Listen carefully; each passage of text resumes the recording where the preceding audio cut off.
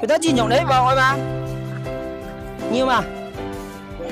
Mà sai錢㗎？sai咁你攞你擺嘢喎，你要唔咯？豬肉啊？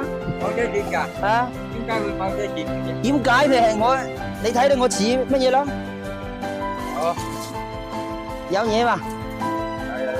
嗱，就係因為銀紙太多唔好使得去，哦，就攞呢隻嚟分。得，唔要我哋要。實嚟，你有豬肉㗎咯？哦，咁咪買嗰條俾你個呢㗎，啊，乜都寫過。係馬西下去，實嚟啊？俾多你啊？實嚟喎。馬西下去。你愛嗎？你愛啊？你又咪出聲咯？你自己瞓下睡啊？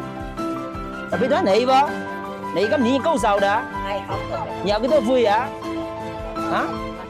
咦，新嚟喎，新嚟喎，個頭好大對喎，耶！靚嗎？豬肉啊？靚啊！